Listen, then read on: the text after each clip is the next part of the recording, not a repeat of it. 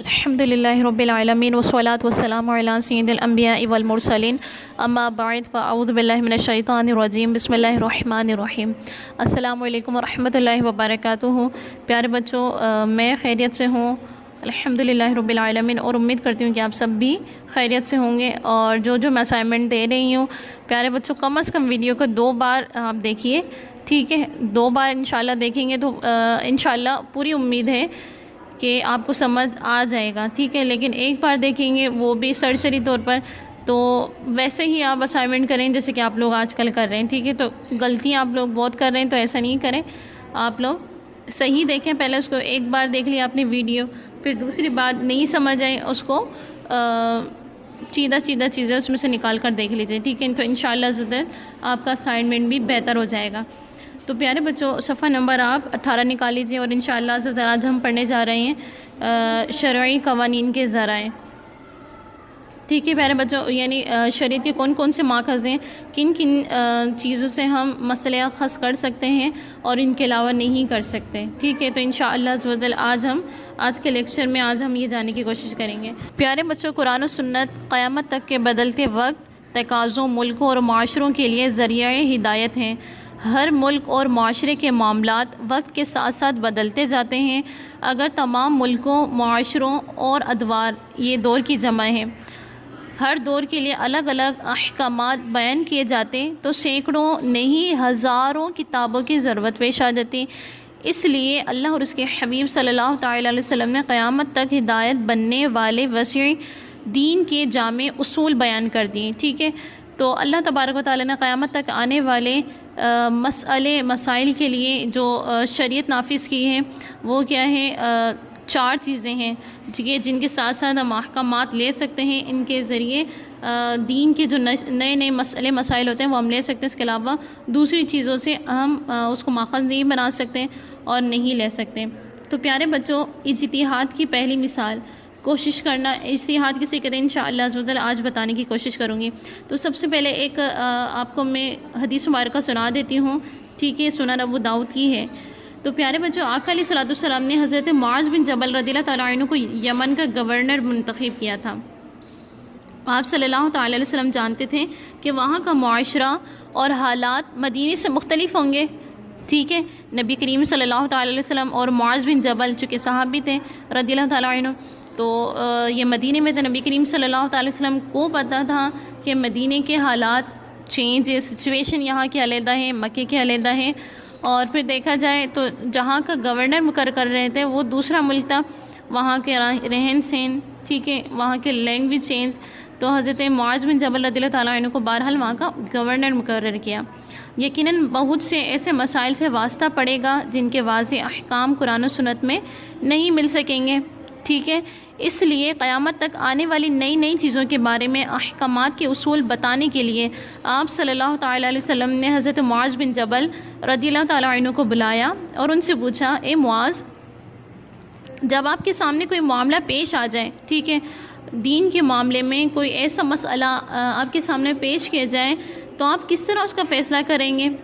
حضرت معاذ بن جبل رضی اللہ تعالیٰ عنہ نے عرض کی کہ میں اللہ تبارک تعالیٰ کی کتاب کے مطابق فیصلہ کروں گا، یعنی کہ اگر کوئی بھی مسئلہ میرے پاس آیا تو انشاءاللہ عز و جل سب سے پہلے میں کتاب اللہ میں تلاش کروں گا، کتاب اللہ یعنی قرآن کریم میں تلاش کروں گا۔ تو نبی کریم صلی اللہ تعالیٰ علیہ وسلم نے فرمایا کہ اے معاذ، اگر تمہیں قرآن کریم میں اس کا حل نہ مل سکے تو پھر تم کہاں اس کو تلاش کرو گے؟ حضرت معاذ بن جبل رضی اللہ تعالیٰ عنہ نے جواب دیا، پھر میں سنت کے مطابق فیصلہ کروں گا، یعنی نبی کریم صلی اللہ تعالیٰ علیہ وسلم کو قرآن کریم میں اسوہ حسنہ قرار دیا ہے، تو میں کیا کروں گا اگر قرآن کریم میں کوئی آیت مبارکہ مجمل ملی، جیسے اقیم الصلاۃ ہے، اقیم الصلاۃ کا قرآن کریم میں نہیں بتایا کیا تفصیل ہے اس کی، میراث کی تفصیل تو بتا دی، ٹھیک ہے؟ اس میں تمام کی تمام چیزیں آ گئیں، لیکن اگر مجھے کتاب اللہ میں وہ مسئلہ نہ ملا، قرآن کریم کی آیت وہ میرے اوپر مجمل ہو گئی، یعنی اس میں وضاحت نہیں ملی، جیسے کہ قرآن کریم میں اقیم الصلاۃ تو کہہ دیا گیا، اس میں نماز کا فریضہ تو بتا دیا گیا، احکام تو نازل کر دیے گئے، لیکن یہ نہیں بتایا کہ اس پر عمل کیسے کرنا ہے، اس کو ادا کیسے کرنی ہے۔ تو نبی کریم صلی اللہ تعالی وسلم کے عمل کی طرف پھر میں جاؤں گا، چونکہ وہ مجمل آیت مبارکہ ہیں، تو نبی کریم صلی اللہ تعالی وسلم کی سیرت کی طرف میں لوٹ جاؤں گا کہ نبی کریم صلی اللہ تعالی علیہ وسلم نے اقیم الصلاۃ کو کیسے ادا کیا ہے۔ ٹھیک ہے پیارے بچوں، تو حضرت معاذ بن جبل نے فرمایا کہ اگر مجھے قرآن کریم میں وہ مسئلہ نہیں ملا تو میں سنت کے مطابق فیصلہ کروں گا کہ نبی کریم صلی اللہ تعالی وسلم کی زندگی میں نبی کریم صلی اللہ تعالی وسلم نے کیسا فیصلہ کیا اس مسئلے پر، ٹھیک ہے۔ اسی طرح نبی کریم صلی اللہ تعالی علیہ وسلم نے تیسرا سوال یہ کیا کہ اے معاذ، اگر سنت میں اس کا حل نہ مل سکا تو پھر کیا کرو گے؟ قرآن کریم میں نہیں اس کا حل، سنت میں گئے، سنت میں بھی نہیں ہے، یعنی میری زندگی میں نہیں وہ، پھر اب سنت میں نہیں ہے تو پھر کیا کرو گے؟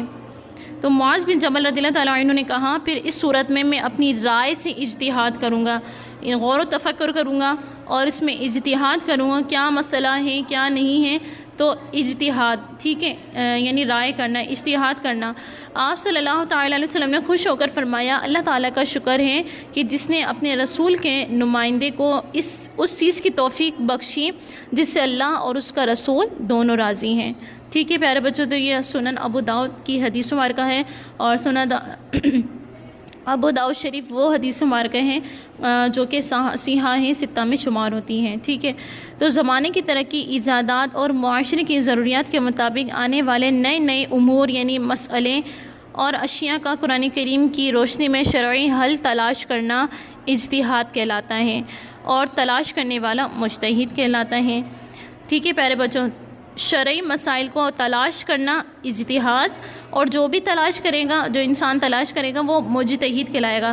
تو یہاں پر جو بھی مسئلہ قرآن کریم میں امام اعظم ابو حنیفہ علیہ رحمہ فرماتے ہیں کہ کم و بیش قرآن کریم میں 500 آیت مبارکہ ہیں جس کے ذریعے مسائل اخذ کیے جاتے ہیں، تو وہ تلاش کرنا کوئی بھی چیز قرآن کریم یا سنت مبارکہ میں وہ اجتہاد ہوتا ہے پیارے بچوں، اور جو بھی تلاش کرنے والا انسان ہے وہ کون کہلائے گا؟ مجتہد کہلاتا ہے۔ یقیناً یہ بہت اہم اور مشکل کام ہے، ہر شخص بلکہ ہر عالم بھی یہ کام سر انجام نہیں دے سکتا، بلکہ اس کے لیے شریعت کا بہت زیادہ گہرا علم اور اجتہاد کی صلاحیت کا ہونا ضروری ہے۔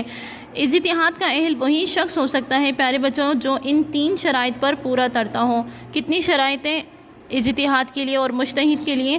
3 شرائط ہیں۔ نمبر 1، پہلی شرط یہ ہے کہ قرآن و سنت کا ہر حکم اور ہر دلیل اسے معلوم ہو، یعنی قرآن کریم کا پورا علم وہ جانتا ہو، عربی وہ جانتا ہو، قرآن کریم کیا بتا رہا ہے اس کو یہ جانتا ہو، اور قرآن کریم سے دلیل نکالنا اس کو آتا ہو، ٹھیک ہے۔ عربی لغت کا وسیع علم رکھنے والا ہو، عربی لغت اس کو آئے گی، وسیع علم اس کا ہوگا، ٹھیک ہے، تو وہی یہ کام کر سکتا ہے، دوسرے لوگ نہیں، ٹھیک ہے۔ نمبر 2 یہ ہے کہ انتہائی عقل مند ہو، انٹیلیجنس اس کے پاس ہو، ٹھیک ہے، انتہائی عقل مند ہو، حالات کو سمجھنے والا ہو، گہرا مشاہدہ رکھنے والا ہو، ٹھیک ہے، امپلیمنٹ وہ کر چکا ہو، مشاہدات اس کے پاس ہوں، اور اپنے زمانے کے لوگوں کی عادات رسم و رواج کو جاننے والا ہو، یہ بھی انتہائی علم جاننا ہے۔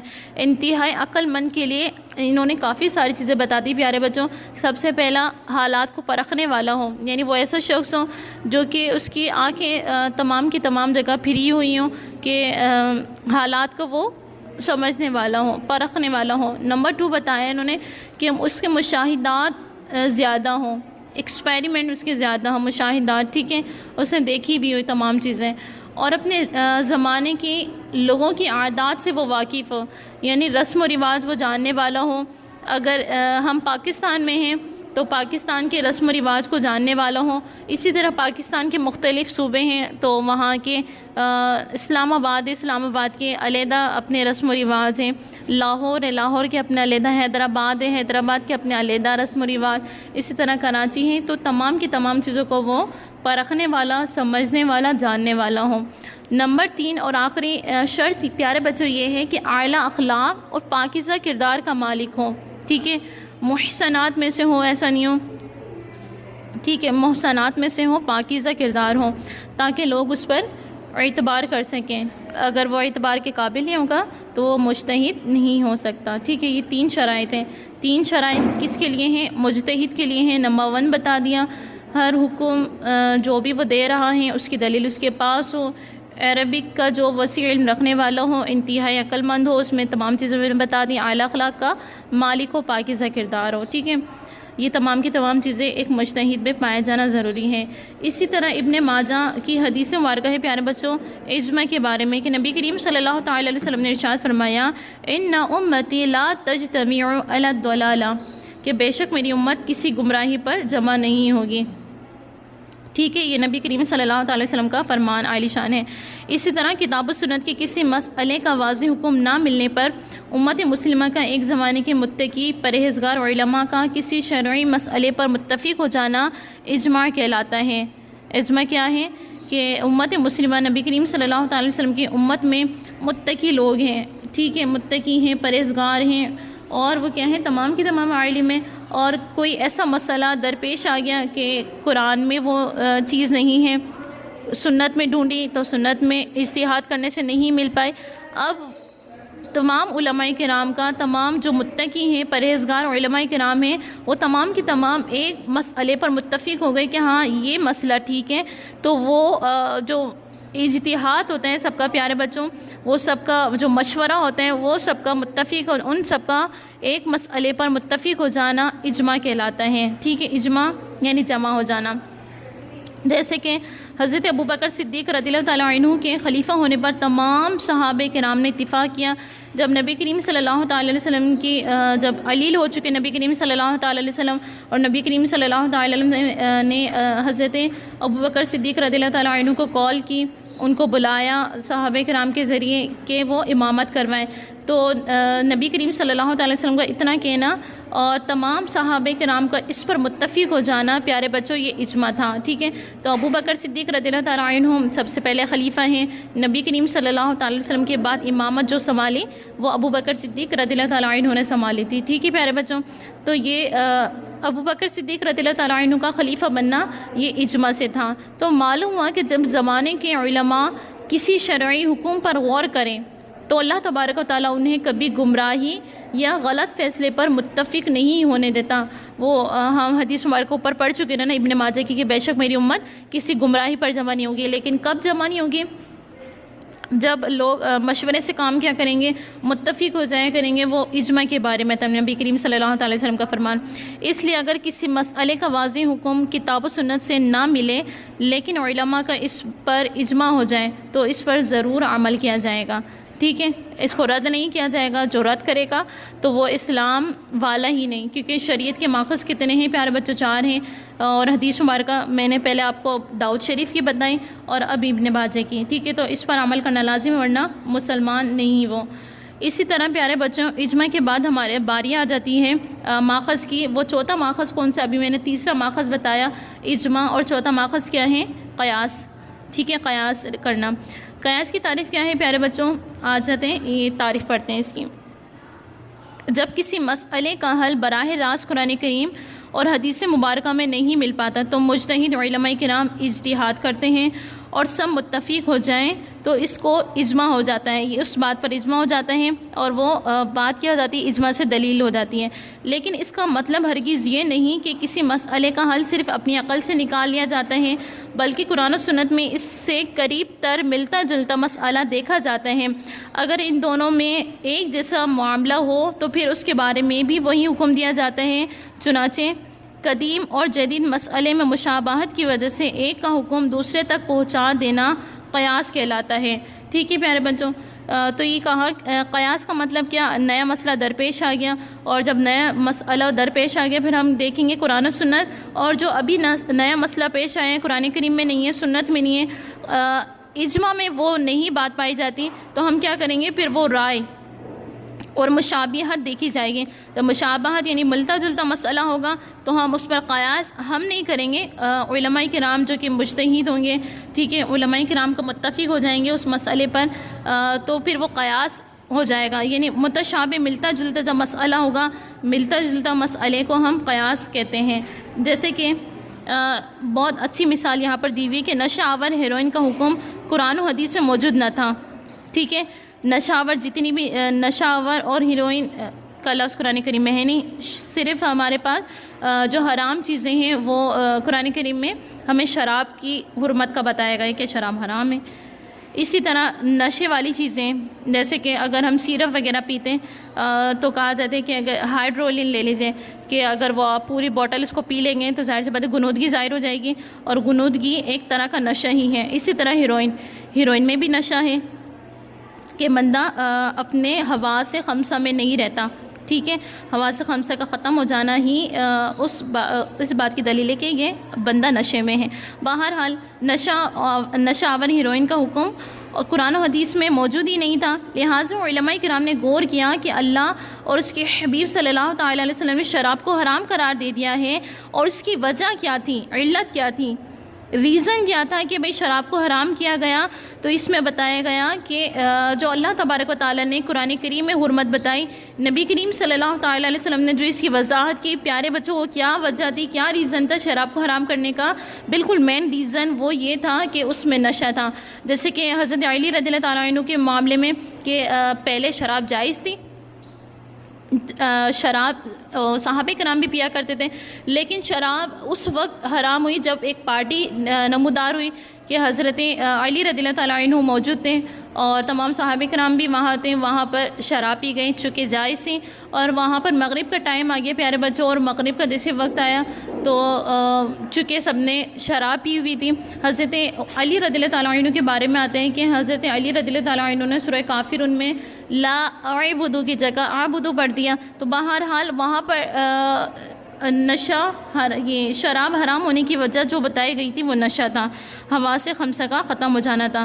بہرحال حواس خمسہ کا ختم ہو جانا یہ ہیروئن میں بھی پایا جاتا ہے، اس میں بھی نشہ ہے، چونکہ یہ ملتا جلتا مسئلہ پایا گیا ہے، شراب چونکہ قرآن کریم میں خود موجود ہیں، اب ہیروئن اس میں بھی نشہ پایا جاتا ہے۔ اب کیا کریں؟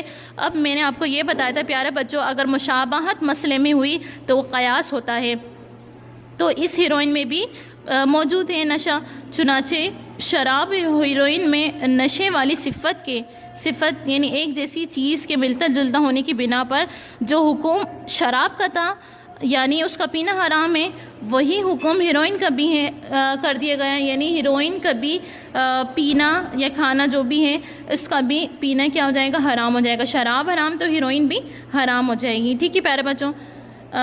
امید کرتی ہوں کہ اتنا تو آپ کو سمجھ آ گیا ہوگا۔ اب پیارے بچوں کہنے کی بات یہ ہے کہ کیا ہر نیا کام صرف اس وجہ سے گمراہی ہو سکتا ہے کہ اس کا واضح ذکر قرآن و سنت اور عہد حضور یعنی نبی کریم صلی اللہ تعالیٰ کے زمانے اور صحابہ کرام کے زمانے موجود نہ تھا؟ نہیں، اس کا مطلب ہرگز یہ نہیں ہو سکتا، کیونکہ قیاس تو ہوتا ہی اس وقت ہے جب کسی چیز کا واضح حکم قرآن و سنت میں نہ ملے، ٹھیک ہے، یہ میں بتا چکی ہوں، ٹھیک ہے نا؟ اسی طرح قیاس شریعت کا وہ بنیادی اصول ہیں جس کی مدد سے قیامت تک کے لوگوں کو پیش آنے والے نئے مسئلے، مسائل، اعمال اور ایجادات کے احکام بیان کیے جا سکتے ہیں۔ تو پیارے بچوں قیاس کے بارے میں ہم نے یہی پڑھا کہ قیاس وہ ہے جس کا واضح حکم قرآن و سنت میں نہ ہو، جب قرآن و سنت میں وہ نہیں ہے تو یہ اصول بتا دیا گیا۔ قیاس کرنا ہے، قیاس کون لوگ کر سکتے ہیں یہ بھی بتا چکی ہوں، ٹھیک ہے؟ شریعت کے اصول کتنے ہیں؟ آخری ہمارا سبق ہے۔ تو نبی کریم صلی اللہ تعالیٰ علیہ وسلم نے بتایا کہ اللہ تبارک و تعالیٰ فرماتا ہے، سورہ مائدہ کی آیت نمبر 3 ہے، الیوم اکملت لکم دینکم، یعنی میں نے آج کے دن تمہارے لیے تمہارے دین کو مکمل کر دیا ہے۔ اب اس میں آپ کو پتہ ہونا چاہیے پیارے بچوں کہ اگر ہمارے پاس گفٹ آ جاتا ہے، ٹھیک ہے، اس کو ہم پیک وغیرہ سب کر دیتے، ریپنگ وغیرہ سب کر دیں، تو کامن سینس یہ ہے کہ کوئی چیز نہ تو اس کے اندر ڈال سکتے ہیں، نہ تو ہم گفٹ کے اندر سے کوئی چیز باہر نکال سکتے ہیں۔ بالکل اسی طرح شریعت ایک جو دین اسلام ہے مکمل ہو چکا ہے، نہ اس کے اندر سے مزید کوئی گنجائش ہے کہ کوئی چیز اس کے اندر سے نکالی جائے، خارج کی جائے، اور نہ ہی کوئی ایسی گنجائش ہے کہ کوئی چیز اس کے اندر انکلیوڈ کی جائے۔ تو پیارے بچوں ہمارا دین مکمل ہے، اس کے 4 ماخذ ہیں، 4 ماخذ بتا دیے گئے ہیں۔ اس فرمان کا مطلب یہ ہے کہ اب کوئی نیا عمل فرض نہیں کیا جائے گا۔ اب ایسا نہیں ہوگا کہ کوئی نیا حکم دوسرا آ گیا اور اس کو فرضیت قرار دے دیا گیا ہو، بلکہ جو قرآن کریم میں ہے بس وہی رہیں گے، اس کے علاوہ اب کوئی نیا مسئلہ جو کہ فرض کیا جائے وہ نہیں ہوگا۔ اسی طرح حرام اور حلال بیان کر دیے گئے ہیں، کیا چیز کھانا حلال، کیا چیز کھانا جائز، کیا چیز کھانا حرام اور کیا چیز ناجائز، ٹھیک ہے، یہ تمام کی تمام چیزیں بتا دی گئی ہیں، اور قیامت تک کے مسائل کا حل بتا دیا گیا ہے۔ البتہ نئے جو مسئلے ہوں گے، مسائل ہوں گے اور پیدا ہوتے رہے ہیں، ٹھیک ہے، یہ تو پیدا ہی ہوتے رہیں گے جب تک سچویشن چینج ہوں گی، نارمل حالات ہیں یا نہیں ہیں، جیسے کہ ابھی ہمارے صورتحال کیسی ہوئی کووڈ-19 کی وجہ سے کہ انسان گھر میں ہی بیٹھ کر رہ گیا۔ بہرحال مسئلے مسائل چلتے رہتے ہیں، تو جن کے حل کی ذمہ داری امت کے علماء کرام پر ہے، اور قرآن و حدیث کی روشنی میں اجماع یا قیاس کے ذریعے ان کے احکام بیان کرتے رہیں گے انشاءاللہ، ٹھیک ہے۔ شریعت میں حرام اور حلال، جائز و ناجائز کا حکم جاننے کے لیے ہمیں اسلام اور شریعت 4 چیزیں بتا دی ہیں، ان کو اصول اربعہ کہا جاتا ہے۔ اصول اربعہ عربک کا ورڈ عربک میں اربعہ کہا جاتے ہیں، یعنی 4 ایسے اصول جو کہ 4 بیان کر دی گئے ہیں، تفسیر ابن خازن میں بھی ہیں، تفسیر ابن عباس میں بھی ہیں، اور تفسیر رازی میں بھی ہے، ابن کثیر، تمام کی تمام چیزوں میں یہی 4 اصول بیان کیے گئے ہیں۔ قرآن نمبر 1، نمبر 2 سنت، نمبر 3 اجماع، اور نمبر 4 قیاس۔ یہ 4 ماخذ ہیں پیارے بچوں، ان کے علاوہ نہ تو کوئی چیز زائد ہو سکتی ہے، نہ کوئی کمی ہو سکتی ہے۔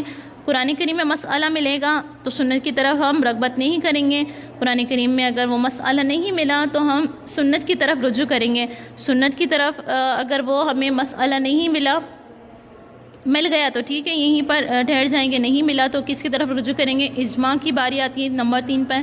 نمبر 3 کے بعد اگر اس میں ملتا ہے تو یہیں رک جائیں گے، ٹھیک ہے، اسٹاپ ہو جائیں گے، اگر ملتا ہے تو رک جائیں گے، نہیں ملے گا تو انشاءاللہ عز و جل قیاس کی طرف پھر جائیں گے، اس کی طرف رجوع کریں گے، اس کے علاوہ کوئی ماخذ نہیں ہے۔ تو آئی ہوپ کہ میں سمجھا پائی ہوں، اتنا نہیں سمجھا پائی تو اسکول میں آتی انشاءاللہ عز و جل میں آپ کو سمجھانے کی کوشش کروں گی، اسائنمنٹ لے کے جائیں، اس پہ انشاءاللہ اور سمجھ آئے گا۔ اور پیارے بچوں، آپ سے مؤدبانہ عرض یہ ہے کہ کم از کم ویڈیو کو 2 بار تو دیکھا جائے، ٹھیک ہے۔ مجھے اگلی ویڈیو کے لیے اجازت دیجیے۔ السلام علیکم ورحمۃ اللہ وبرکاتہ۔